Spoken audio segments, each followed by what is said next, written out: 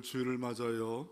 본문은 에레미야 8장 14절부터 22절을 통하여 주님의 치유를 믿는가 라는 제목으로 하나님의 말씀을 전하기를 원합니다. 주님의 치유를 믿는가는 질문 앞에 여러분이 대답한다면 어떻겠습니까? 저 같은 경우는 예, 치료를 믿습니다 라고 말합니다. 그런데 또 질문합니다. 과거에는 치료가 많이 있었다는데 저는 못 받고 지금도 저에게는 치유가 없는 것 같은데요 라고 말한다면 여러분이 또 그것에 대해서 어떤 대답을 하고 싶습니까? 주님은 분명히 치유자고 과거에 대한민국에 복음이 들어올 때 엄청난 치유가 일어났습니다. 이거를 또 하나님이 치유했다고 해서 신유가 나타났습니다. 그런데 지금은 많은 치유가 나타나지 않지만 그렇다고 치유가 신유가 없는 건 아닙니다.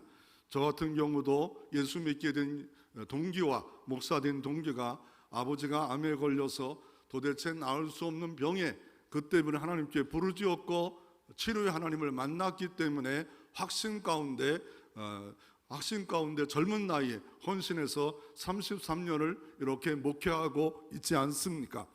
그러므로 분명히 있습니다. 그런데 아직은 많지는 않는 경우가 무엇 때문에 그렇습니까? 그리고 만약에 치유가 일어나지 않는다면 하나님을 안 믿어야겠습니까? 우리의 신앙의 본질은 뭡니까? 하나님을 믿는 겁니다. 이거를 예를 들면 뭐와 같습니까? 외국에 돌아오는 남편과 아내가 있는데 오랫동안 나갔다가 돌아왔습니다. 그런데 옆에 있는 선물을 본다든지 돈만 본다든지 남편 얼굴, 아내 얼굴을 보지 않는 자녀, 아내, 남편이 있다면 섭섭하지 않겠습니까? 치유는 신유는 하나님의 선물인데 선물만 바라보고 본인은 바라보지 않는다면 이게 뒤집어 버린 신앙생활을 하고 있기에 은혜가 치유가 지금도 경험되지 않는 삶을 살 수도 있다는 겁니다. 그러나 혹여 사도 바울처럼 많은 신유 은사를 일으켰지만 너 지금 몸의 질병 그 은혜가 좋게 그것마저 없으면 너는 교만에 빠져 오만에 빠져 안전장치야. 그 질병이 그 연약함이 안전장치야 라고 하는 그런 경우도 있을 수 있음을 우리가 알 필요가 있습니다. 그러면 성경에는 이런 중병의 치료한 역사가 없었습니까? 있었습니다. 예수님 당시에 12년 혈류병 걸렸던 여인의 병에 걸려서 의사를 만나 돈을 소비하고 약국에 가서 병을 다 소비한 난치병을 갖고 있는 여인이 있었습니다. 어느 날 예수님이 그 동네에 온다는 것을 알고 그 동네에 나갔습니다. 사람들이 너무 많아 예수님께로 나갈 수가 없었습니다. 그럴 때 포기할 수 있었습니다. 에이, 재수 없는 날이네 이러면서 돌아갈 수도 있었습니다. 그러나 그 여인에는 믿음이 작동했습니다. 어떤 믿음이 작동됐습니까? 예수님의 옷자락만 만져도 나을 것 같다 라는 생각이 들었습니다. 그 이유는 예수가 구원자고 메시아인 것을 믿었기 때문에 그 마음이 있었지 않겠습니까? 갈릴리 나사렛 촌동네에 있는 그 사람이 무슨 대단한 사람도 아니고 의사도 아닌데 가서 그 옷자락을 만지는 순간에 12년 혈류병에 앓았던 중병이 치료함을 받았습니다. 그리고 나서 어떤 일이 벌어집니까? 예수님이 딱 멈춰서서 내 몸에서 능력이 나아가느니라. 내 몸에서 능력이 나아가느니라. 수많은 따라다니는 사람이 있었고 인산인해를 이루었지만 내 몸에서 치유, 신유가 나간 사람이 있느니라. 그럴 때 그 여인이 그 사람들 앞에 자신을 소개하면 안 됩니다. 난치병이고 부정한 병이기 때문에 돌에 맞아 죽을 수도 있지만 제가 주님의 옷자락을 만졌습니다. 여인이 남자의 옷자락 만지는 것도 부정합니다. 그럼에도 불구하고 고백합니다. 그럴 때 네 믿음이 너를 구원하였느니라. 그래서 영육까지 다 구원받는 12년 혈류병 앓았던 여인이 마태복음 9장에 기록되어져 있고요. 그 뒤에 희당장의 딸이 죽게 되는 중병에 걸렸습니다. 예수님이 오랬더니 늦게 왔습니다. 죽었습니다. 죽어 있었습니다. 그랬더니 너희 희당장아, 너희 집에 들어가자. 네 딸이 어리느냐? 가가지고 사람들이 막 헌화하는 이 장례를 치르기 위해서 술 피우는, 돈 주고 사서 술 피우는 여자들이 울고 있는데, 그곳에 가서 그래서 그리고 와서 어떻게 말합니까? 소녀의 손을 잡고 달리다금합니다. 달리다금이란 뜻이 뭡니까? 소녀야 일어나라. 그 당시에 보통 모든 사람이 썼던 아람어를 통해서 달리다금, 자는 것처럼 그 소녀가 일어났습니다. 그런 하나님이 예수 그리스도가 그의 영 성령으로 우리 예배 가운데 거하시고 온 땅의 주가 되셨기에, 어제나 오늘이나 동일하신 주님이 신유를 바라시고 은총을 바랐으면 치유가 일어나고, 문제 해결의 역사도 주님이 원하시면 오늘도 그 은총이 임할 줄로 믿으시기를 바랍니다. 달리다금 하는 순간에 비웃는 사람도 있었습니다. 그게 어떻게 될까? 죽은 자가 어떻게 일어나? 그러나 생명의 주관자인 하나님이기에 달리다금 하시니까 창조의 능력으로 죽음을 깨부시고 부활의 능력으로 살아나는 역사가 일어났습니다. 그러면 여러분에게는 중병이 뭡니까? 가정의 중병이 뭡니까? 몸의 중병이 뭡니까? 신앙의 중병이 뭡니까? 이민족의 중병이 뭡니까? 오늘은 6.25 이렇게 기념하는 날 아닙니까? 대한민국은 어떤 중병에 걸려 있습니까? 북한은 어떤 중병에 걸려 있습니까? 이런 문제 치료할 수 없습니까? 해결할 수 없습니까? 첫째, 우리가 한번 살펴보기를 원하는 것은 중병의 원인은 무엇입니까? 오늘 본문은 에레미야 선지자를 통해서 말씀하고 계십니다. 에레미야 선지자를 통하여서 좋은 말하면 좋겠지만 아주 듣기 싫은 말을 합니다. 너희들 바벨론에게 이 나라가 멸망할 것이다. 다른 거 의지하지 말고 바벨론이 쳐들어오면 그들에게 굴복하라 라고 말을 합니다. 이게 하나님의 뜻이다, 하나님이 원하는 거다. 이 말을 들었던 수많은 사람들이, 거짓 선자와 종교개나 하는 사람들이 어떻게 합니까? 저 에레미야를 구덩이에 집어넣어라, 그리고 매를 때려라, 막 이런 고난을 갖게 만듭니다. 그러나 결국 이들에게는 바벨론에 짓밟혀서 모든 것들이 빼앗기고 아픔의 어려움의 나라가 되었고 자신들이 되었습니다. 그 중병의 원인이 뭡니까? 그 에레미야 7장 9절부터 10절에 바알에게 분향하며, 오늘 본문 에레미야 8장에는 어떻게 말합니까? 오늘 본문 우리 8장에는 뭘 말씀합니까? 이들은 19절에 보면 조각한 신상과 이방의 헛된 것들을 나를 경록해 하였도다 라고 말합니다. 하나님은 공의의 하나님, 심판의 하나님, 징계의 하나님인데 그들은 하나님을 경록했대요. 그래서 바벨론을 막대기처럼 들어서 사랑하는 이스라엘을 치겠다고 말하고 있습니다. 정화 연단하기 위해서 70년 동안 실제 포로로 가는 역사가 이루어졌습니다. 그 이유는 바알을 섬겼도다, 작은 신 가나안 땅의 신을 섬겼도다, 조각한 신을 섬겼도다. 그리고 골로새서 말씀에 탐심은 곧 우상 숭배니라.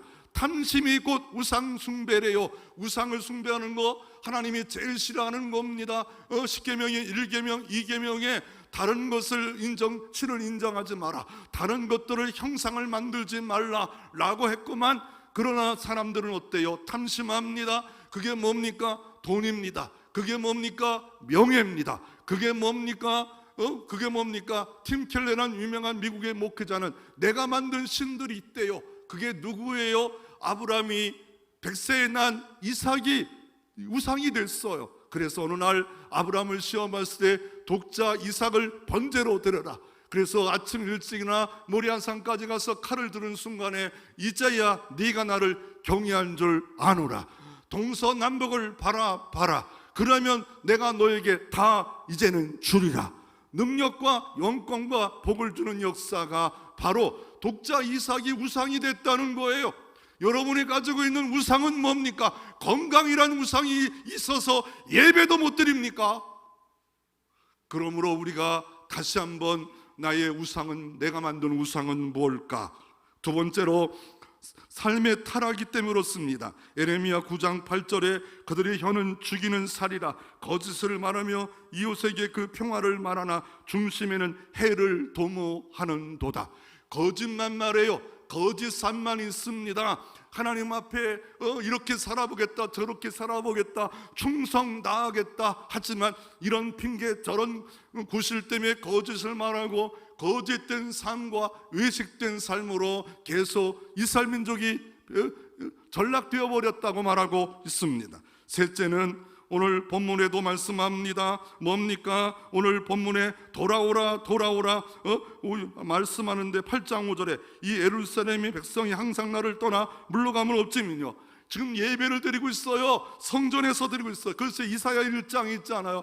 네가 천천히 수양을 갖고 온다고 해서 네 마음이 없는 예배 내가 받을 수 있겠냐? 그거를 총독에 가져가 봐라. 총독이 받을 수 있겠냐 하시면서 오늘 5절에 이렇게 말합니다. 이 예루살렘 백성이 항상 나를 떠나 물러가면 어찌미뇨 그들은 거짓은 고집하고 돌아오기를 거절하는도다. 돌아오기를 거절하는도다. 하나님께 예배하지만 하나님의 중심으로 돌아오지 않아요. 하나님을 경외하는 것으로 돌아오지 않아요. 하나님을 최우선으로 두는 삶으로 돌아오지를 않아요. 이게 이스라엘 민족이 매맞은 이유 중에 하나였습니다.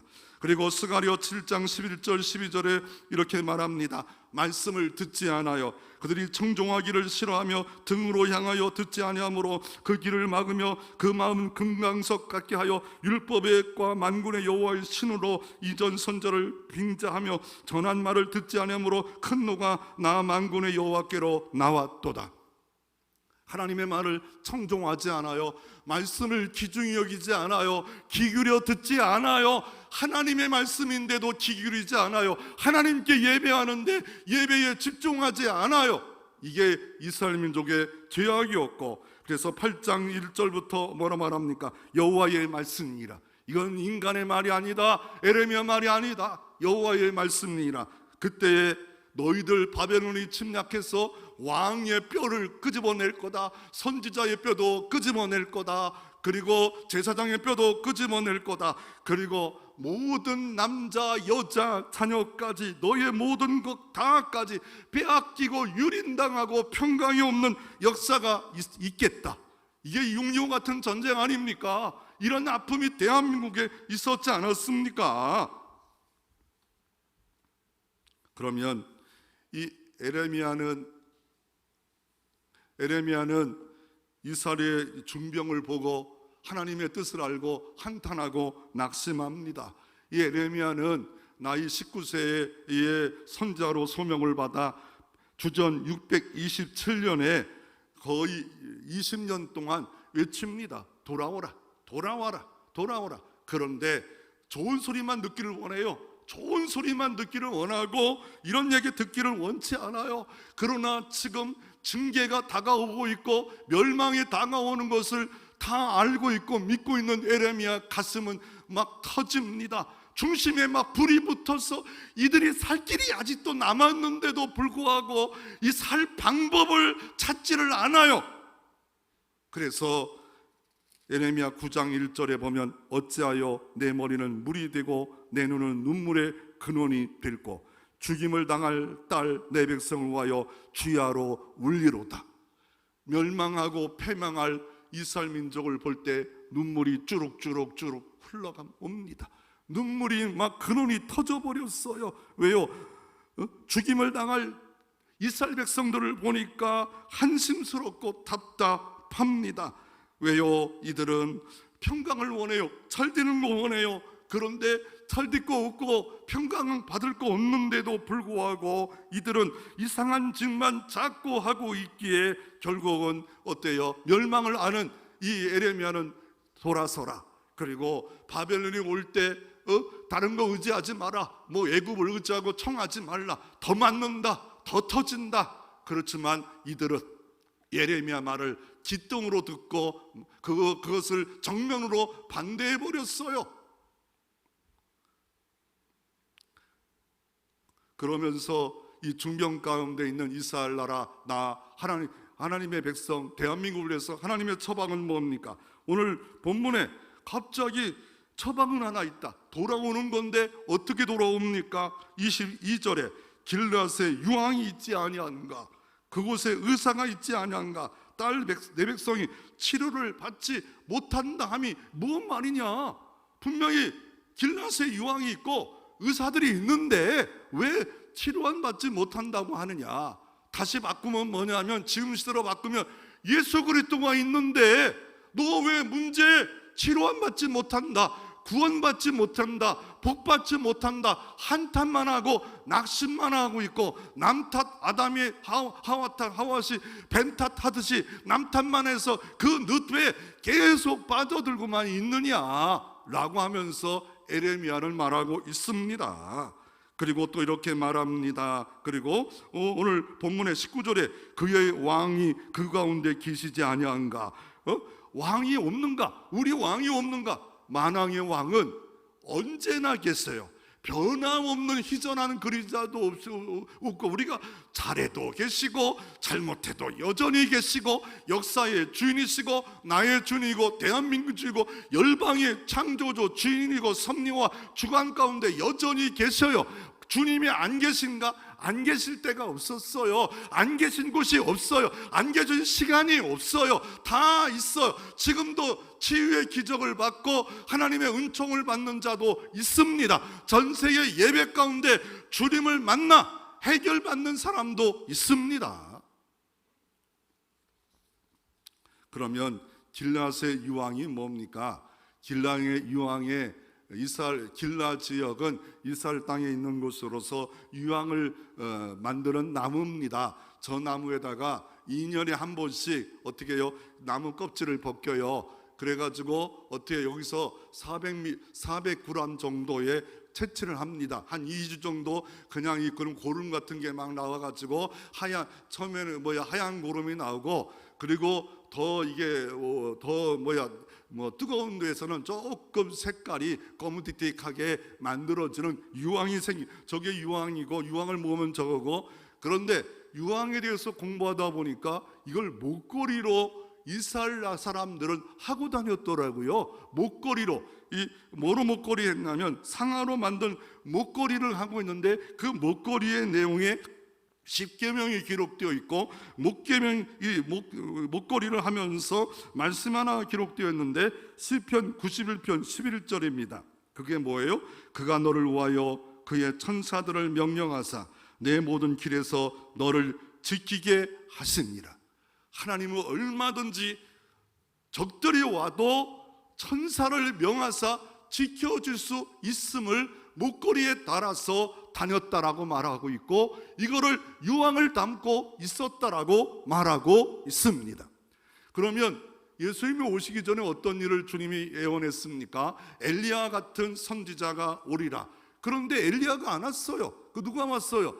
광야에서 외치는 세례 요한이 왔어요. 그리고 예수님이 오셨어요. 그러면 엘리야 다음에 누구예요? 엘리사였잖아요. 엘리사 사역과 예수님의 사역과 많이 같아요. 그런데 엘리사 중에 하나가 어떤 사역이 있었습니까? 엘리사가 도단성에 있었습니다. 작은 성에 있었습니다. 아람 나라가 이스라엘 민족을 멸망하기를 원했어요. 그런데 멸망할 수가 없어요. 알고 보니까 엘리사 선지자가 하나님께 가까이 하는 것 때문에, 이게 복을 받아가 지킨 때문에 멸망할 수 없어서 도단성에 있는 엘리사를 제거하자 수많은 군사를 아람 나라가 보냈습니다. 그때 아침 일찍이 게하시가 성스럽게 성에서 딱 내려보니까 아람 나라 군대가 새까맣게 작은 성 도단성을 포위했습니다. 와서 엘리사에게 게하시가 호들갑 떱니다. 이제는 우리는 죽었습니다. 저거 보십시오. 아람 나라 군대가 새까만합니다. 걱정하지 마. 어떻게 걱정하지 않아요? 걱정해야 되는데요. 염려해야 되는데요. 그럴 때 어떻게 합니까? 엘리사가 기도함에 게하시 눈을 열어 하늘을 보게 합니다. 그랬더니 천군 천사 병거 마병이 하나님의 보호하는 건지시는 천군 천사가 너무 많이 딱 진을 치고 있었습니다. 하나님은 지키기를 원하면 천사를 보내줄 수 있습니다. 생명싸개, 보호싸개로 싸매어 주시는 대한민국이 되어야 되고, 우리가 되어야 되고, 많은 질병과 어려움에 수많은 것에 노출되었을 때 하나님이 보호싸개로 쌓아주시고 천사를 보내어 건져주시고 지켜주실 때, 내 앞에 홍수가 오더라도, 내 앞에 나를 죽일 수밖에 없는 것이 전진할지라도 스톱! 안 돼! 내 백성이야, 내 자녀야, 건드리지 마. 그거는 그 사람은 내 권한에 있어, 너 건드리지 마 하는 순간에 하나님이 막을 수 있는 전능자를 우리가 믿고 있는 것입니다. 이 중병에 걸린 것이 참 치료원 받기가 어렵지 않아요. 어떤 부부가 부부싸움을 했답니다. 그래가지고 부부싸움을 며칠 하다가 이제 남편이 출장을 가가지고 맨날 7시에 출근하다가 6시에 가야 되니까 말하기 싫어가지고 식당 테이블에다 적어놨대요. 내일 6시에 깨워줘, 내가 6시 반에 출장 가야 돼. 그랬는데 딱 깨워보니까 7시예요 그래가지고 아내한테 왜 그랬어? 막 그러니까 보니까 6시야 일어나, 메모가 하나 있더래요. 치료 안 받기가 참 어려워요. 어떤 교회에 목사님이 원로 목사님 되고 새로 부임한 목사가 있는데 자꾸 교인들이 괴롭혀서 목사님이 바뀌었대요. 그리고 새롭고 유능한 목사님이 왔는데 바쁘고 힘들고 이 교회에 어떤 말씀을 전하자 기도하다 보니까 똑같은 설교를 3번씩 그냥 계속 했대요. 그랬더니 난리가 났대요. 막 이거 뭐 새로운 목사는 또라이다 뭐 뒤에서 별짓 다 했겠죠. 그리고 원로 목사님 쫓아왔대요. 이거 안 됩니다. 이래서 큰일 납니다. 막 이거 뭐 하늘이 무너지는 것처럼 말을 하더라고요. 그래가지고 원로 목사님이 그 목사님이 설교한 내용, 나는 그 예배도 안 드리고 딴 데서 예배 드렸잖아. 그랬더니 모르는데요. 본문이 뭐예요? 모르는데요. 그러면 다음 주에도 똑같은 설교하라고 내가 부탁을 해야 되겠구만. 뭐예요? 말씀을 귓등으로 듣고 3번씩 전했는데도 불구하고 말씀도 모르고 순종도 하지 않았다면 그 말씀이 무슨 말씀입니까? 무슨 뭐 도덕 교훈을 하고 있는 겁니까? 하나님의 말씀을 듣는 거를 내가 연극 배우 영화 보는 것처럼 갑질하고 있는 거 아니겠습니까? 어떤 젊은 여집사님의 목사님이 신방을 했대요. 그런데 앵무새가 있었대요. 젊은 여집사님이 남편에게 뭐 이런 말을 한 것 같아요. 뽀뽀해줘. 그래가지고 이 앵무새가 맨날 배워가지고 나갈 때마다 들어올 때마다 뽀뽀해줘. 그래가지고 택배 와도 아저씨 보고 뽀뽀해줘. 그래가지고 창피해가지고 있는데 목사님이 와가지고 딱 들어오니까, 목사님 들어오니까 신방대 오니까 뽀뽀해줘. 그러니까 이게 참 여집사님이 대략 난감하잖아요. 그래서 목사님 예배 끝나고 우리 집에 앵무새가 있는데 기도합시다. 감사합니다. 우리 집에 앵무새는 이런데 왜 얘는 뽀뽀해줘 하지? 그러면 목사님 조금 그거 데리고 가서 조금 일주일만 있다가 오게 해주면 어떨까요? 그래가지고 그 집사님 그 앵무새를 목사님 집에 갖다 줬대요. 그랬더니 일주일만 돌아와서 이제 치료받았겠지 그랬는데 앵무새가 말을 하더래요. 기도합시다. 뽀뽀해 주세요. 감사합니다. 참 변하기가 어려워요. 왜 이렇게 변하기가 어렵다? 그러면 두 번째로 하나님의 치료책은 뭡니까? 오늘 본문 마지막에 돌아서는 거와 그 방법이 길앗에 유황이 있지 않은가 라고 하는데, 이스라엘 백성이 가나안 땅 가서 12지파가 땅을 분배하는데 각 지파가 요단강 동편에, 요단강 서편과 동편에 3지파가 있었는데 그쪽은 높은 1000m 높은 지역이고 그 땅은 좋은 땅이라 뭐 아는 상수리 나무부터 좋은 열매가 많이 맺히는 기름진 땅을 먼저 선택하고 들어가서 정복하고 나서 다른 지파가 땅을 분배하지 않습니까? 그 중에 갓 지파가 있는 땅이 길앗의 그 땅이었습니다. 그런데 이 갓 지파는 너무 좋은 게 돈이 되는 것이 있었는데 유황이 나지 않았어. 유황이 있어. 그곳에 또 유황이 있는 또 명이도도 있었어요. 그랬을 때 이스라엘 민족이 중병에 걸리고 지금 환난이 오는데 치료의 방법이 있도다 라고 말하는데, 길앗에 유황이 있지 않은가, 명의들이 있지 않은가 라고 하는 그 이유가 뭐예요? 그래서 이 유황과 의사는 뭡니까?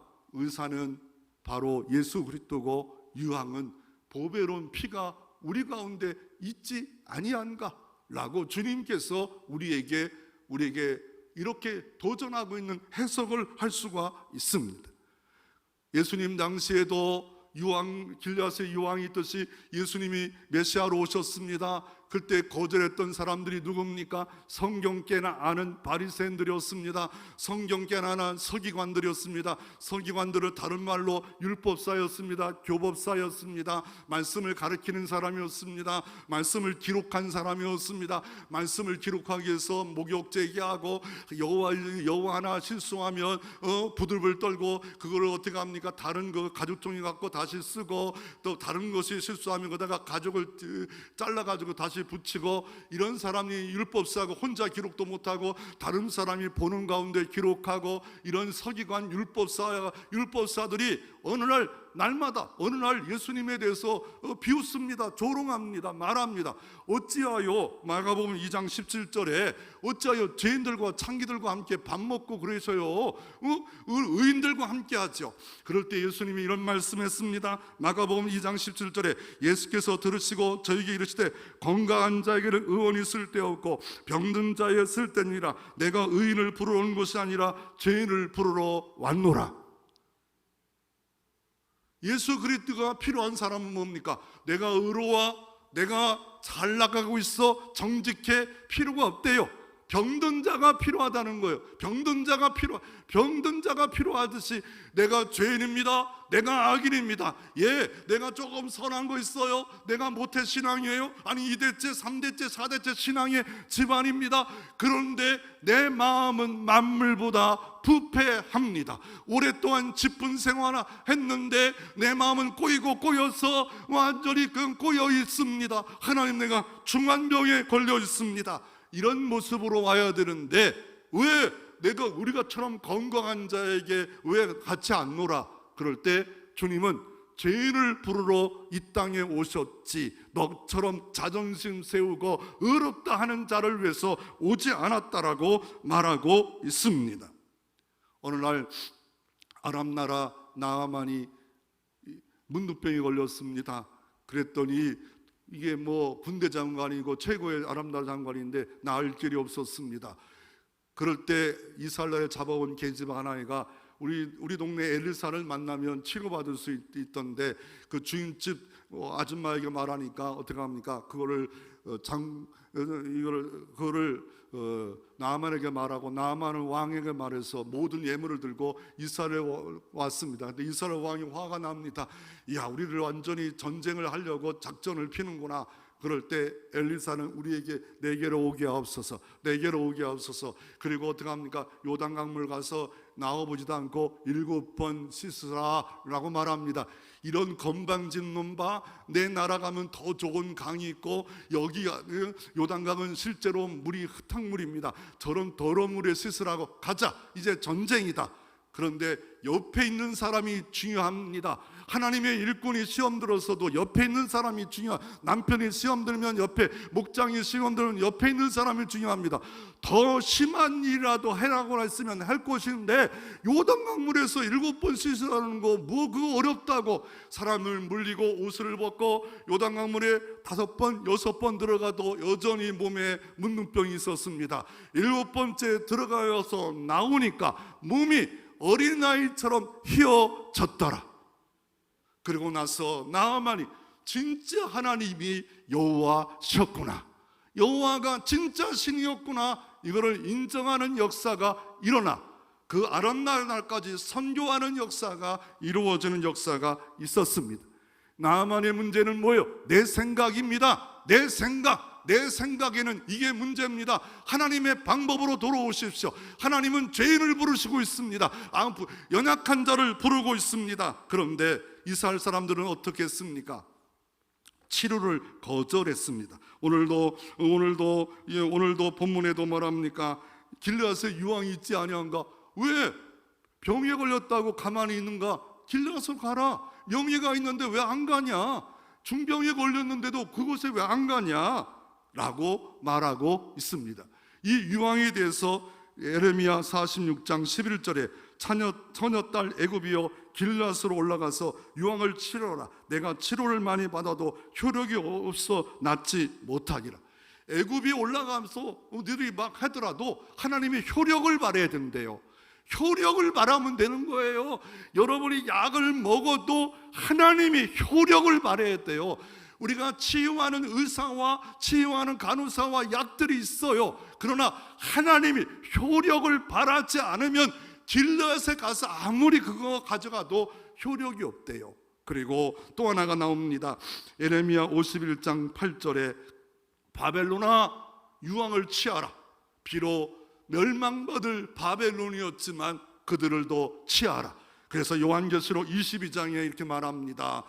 요한계시록 22장에 주님은 만국을 치유하시로다. 주님은 우리만 치유한 게 아니라 온 열방을 치유해서 주의 백성 삼기를 원하고 계신 주님이 있기에 우리가 복음을 증거하고 믿는 자가 손을 얹은즉 나음을 입으리라. 야고보서 5장에 장로를 불러라. 장로를 부르고 기름을 바르라. 그리고 그 장로를 불러서 신방하게 하고 안송하게 하고 그러면 내가 너희를 치료하리라. 엘리야와 똑같은 우리가 똑같은 성적을 가진 인간이지만 하나님께 믿고 간절히 손을 얹고 안송하고 기도했을 때 하나님이 치료의 효력을 발하시면, 치료의 능력이, 치유의 은사가 나타나면 오늘 말씀 듣고 있을 때도 믿음이 작동되어 하나님이 12년 혈류병에서 나아질지어다. 이 말씀하시면 모든 문제의 근원까지 마르는 역사가 일어날 수 있습니다. 하나님의 처방을 조건만 우리는 완고해서 고집이 세서 이렇게 듣지를 않았다라고 말하고 있습니다. 길르앗의 유황은 예수 그리스도고 더 나아가 의사는 예수 그리스도고 보배로운 피가 우리에게 필요하다고 말하고 있습니다. 헬라 민족도 유황이 필요했습니다. 라틴 로마 민족도 예수 그리스도가 필요했습니다. 북유럽에 지금 프랑스, 독일, 노르웨이 이런 나라 보십시오. 그 유황이신 예수 그리스도를 받아들일 때 너무 잘 살아요. 그러나 그 남유럽, 유고슬라비아부터 이 소련의 밑에 있었던 나라 공산주의 너무 가난해요. 더 나아가 대한민국은 어떻습니까? 이 비행기가 인천공에 딱 밤에 와 보시면 환해요. 저 남해부터 서울까지는 환해요. 십자가가 너무 많아요. 그런데 북한은 깜깜합니다. 밤에도 빛을 발할 수 있는 능력이 없어요. 경제가 너무 힘들어요. 굶어 죽고 있어요. 교회가 없어요. 전 세계 기독교 핍박 1위 국가 저 북한이 대한민국과 분쟁으로 인해서 지금 있는 때가 얼마나 많이 있습니까? 우리는 기도해야 됩니다. 북한에도 길르앗 유황의 역사가 나타나 주셔서 백두산부터 한라산까지 하나님께 예배하는 대한민국 되어지게 해 주옵소서. 그럴 때 하나님의 치료가 나타나면 북한에도 공산주의가 무너질 것이고 곳곳에 교회가 생겨질 것이고 보혈의 피가 그 북한에도 흐르는 역사가 있을 줄로 믿으시기를 바랍니다. 이 유황에 대해서 살펴보면 그 유황이 어떤 치료가 있을까요? 이거를 현대 의학으로 보면 보스웰리아라는 치료제가 있습니다. 유황으로 만든 겁니다. 유황과 유향은 달라요. 소금과 고말에 불시판했던 유황이고 그 유황 냄새 나잖아요. 온천 가면 이건 유향입니다. 유향은 보스웰리아라고 하고 의사들이 발견된 게 뭐냐면 통증을 감소하는데 이게 자연 치료제래요. 붓기를 감소하는데 치료제예요. 관절과 이런 그 연골 파괴하는데 이거를 지연시키고 치료하는 일에 이것만큼, 또한 상처 난 곳에 바르면 상처가 낫는 일에 이 보스웰리아라는 그런 것들을 사용할 수 있다라고 말하고 있습니다. 그리고 이 유황은요, 두 가지 유황이 있어요. 왜냐하면 동방 박사가 가져온 게 유황이 길라앗에서 갖고 온 게 아니에요. 길라앗에만 있는 보석이 아니에요. 예멘에서, 저 아프리카 예멘에서 이 유황이 나는데 더 뜨겁기 때문에 보통 10도에서 최고 50도까지 있어야 이게 자라난답니다. 그러니까 추운 데서는 못 자라요. 10도에서 50도 되는 그 예멘, 아프리카에서 더 좋은 게 있는데 그거를 동방 박사들이 예수님의 성탄 때 황금과 모략과 유황을 갖고 있잖아요. 황금은 왕이신 주님을 드러낸다라고 하고 있고, 선지자는 모략은 죽음을 썼을 때 니고데모도 모략을 갖고 있잖아요. 유황은 제사장이신 예수 그리스도를 상징하고 있어요. 제사장은 나트를 포티테였습니다. 다리를 놓은 사람이요, 하나님과 낫 사이에 다리를 놓아서 구원을 바라게 하는 거예요. 하나님과 낫 사이의 중환병에 다리를 놓는 제사장의 일, 예수 그리스도가 제사장이래요. 그게 길라앗의 유황이에요. 예수님이 제사장이 되어지면 만국을 치료하시고, 주님이 마태복음 8장 17절 이렇게 말합니다. 우리의 연약을, 질병을 지고 가신 주님이라고 말하고 있습니다. 그것이 마태복음 8장 10절이 치유의 대여장입니다. 우리의 질고를 질고 가셨고 연약을 질고 가셨기에 연약과 질고를 믿음으로 주님께 내어놓으면, 하나님이 원하시면, 하나님이 결제하시면 나을 줄로 믿으시기를 바랍니다. 그래서 두 가지 유황이 있습니다. 그리고 성경에는 에스겔서 17장에 보면 두루의, 지금 레바논에 수출하는 특산품이 됐고, 창세기 37장 25절에 유황이 처음 등장해요. 언제 그랬어? 요셉을 팔려갈 때 이스마엘의 상인들이 길라앗에서 유황을 가지고 오더라. 이 유황이 특산물이라 미디안까지 가서 팔고 애굽에 팔기 위해서 가는 길에 요셉을 가지고 데리고 가잖아요. 그게 이집트에도 귀한 것 같아요. 금값이에요, 금값. 그리고 창세기 43장에 보면 애굽이 총리가 됐는데 아버지가 몰라요. 그럴 때 예물로 그 비싼 거를 곡식과 바꾸기 위해서 야곱이 그걸 사가지고 요셉에게, 총리에게 보냅니다. 에레미야 45장 11절, 15장 18절에 길리앗 유황은 창상과 모든 필요와 피부의 질환에 치료하는 귀한 성분이 있습니다. 그렇다고 순종환하고 보스웰리아 사역으로 가야 됐구만. 보스웰리아 있더라고요. 가보니까 보스웰리아 제품들이 있더라고요. 길라앗에는 두 가지 유황이고 에멘의 유황이 있고, 이거를 페르시아 사람들은 이 유황을 어떻게 생각하면, 높은 사람들은 이 머리에다가 이렇게 갖고 다녔대요. 정신이 맑아진다고 해서 유황을, 향이 나는 거니까 유황을 댔고, 성경은 제사 드릴 때 유황을 많이 사용했어요. 레위기의 제사법 아닙니까? 그럴 때 소제를 드릴 때, 번제를 드릴 때 꼭 유황이 들어가요. 그런데 소제, 밀가루로 드리는 그 제사에 유황을 꼭 집어넣어라, 기름도 집어넣어라. 그런데 뭘 집어넣지 말라고 합니까? 그때에 꿀 집어넣지 마라. 꿀을 집어넣지 마라. 집어넣지 마는 게 있고 꼭 집어넣어야 될 것이 있다라고 말하고 있는데, 그런데 하나가 있더라고요. 유황도 집어넣지 않을 때가 있더라고요.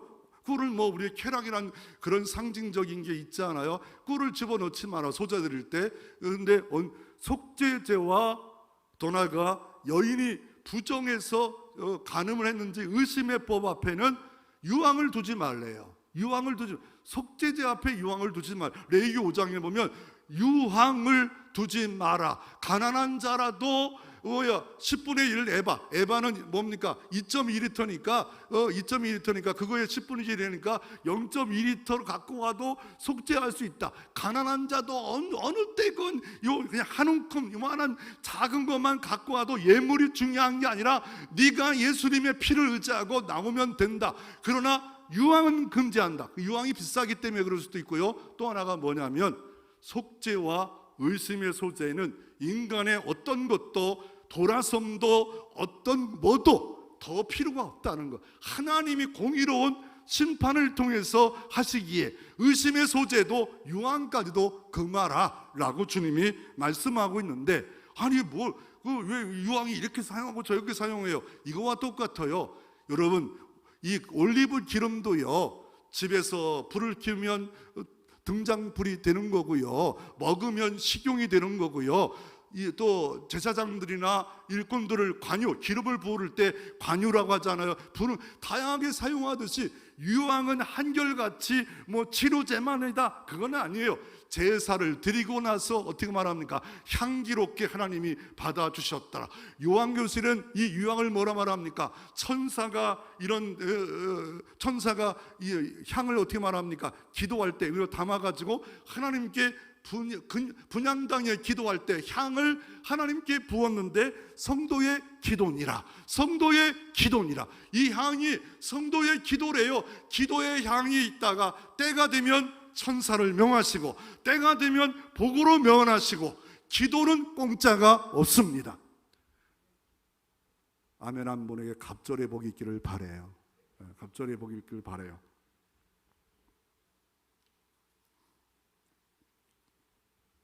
우리 주님은 어떤 하나님입니까? 여호와 라파 하나님입니다. 이사야 53장 4절 치료의 하나님인데, 그는 실고 우리의 질고를 찌고 우리의 슬픔을 당하였거늘 우리는 생각하기를 그가 징벌을 받아서 하나님께 맞으며 고난을 당한다 하였노라. 그가 찔림은 우리의 허물로 인하며 그가 삼은 우리의 죄악으로 인함이라. 그가 징계를 받음으로 우리가 평화를 누리고 그가 채찍에 맞음으로 우리가 나음을 입었도다. 여러분, 이 사건은 끝났어요. 예수님을 통해서 이루셨어요. 구원 못 받는다, 치료 못 받는다, 아니에요.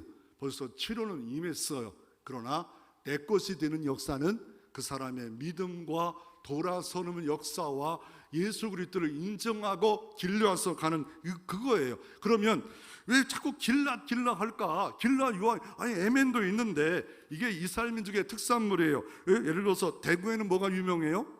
사과. 상주에는 뭐가 유명해요? 수원은 삼성, 이렇게 하는 사람이 있어요. 삼성 이런 사람이 있거든요. 완도는 나주는 배, 전주는 비빔밥 이런 사람도 있겠죠.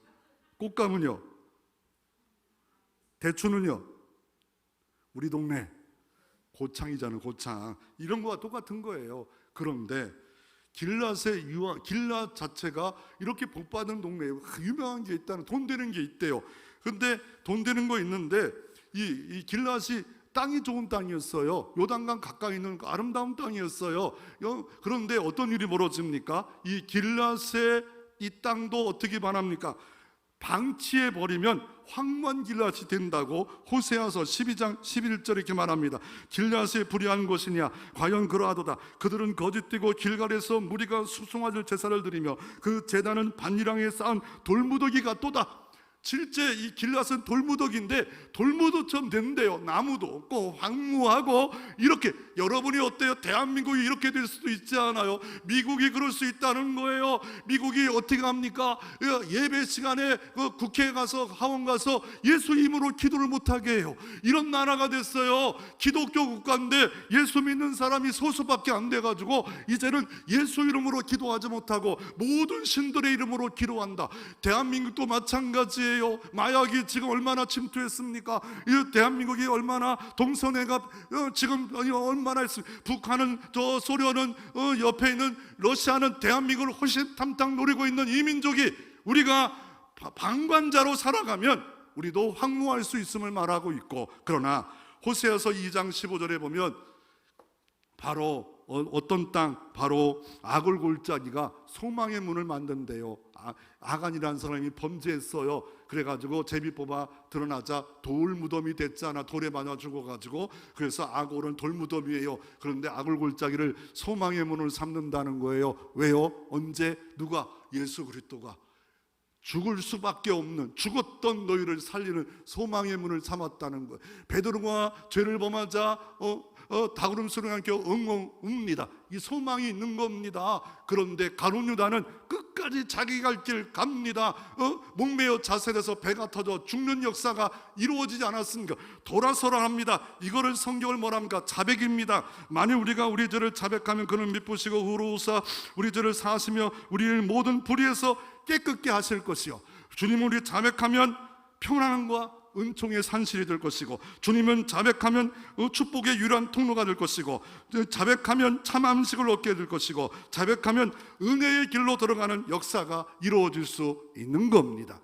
우리가 다음 주에는 이제 교회 33주년 기념주일과 맥주 감사 주일이 있습니다. 우리가 이걸 할 이유가 뭐예요? 감사로 돌아서라. 그러면 더하시는 은총으로 더하신다고 했는데 감사거리가 없어요. 이러면서 전반기의 모든 감사와 후반기에 복 주실 것을 감사로 담아 하나님께 말의 청종하러 돌아오라고 했건만, 하나님 앞에 그 마음의 믿음의 중심이 없다면 여기에 후반기에 어떤 은혜와 길앗의 유황의 은총이 어떻게 임할 수 있겠습니까?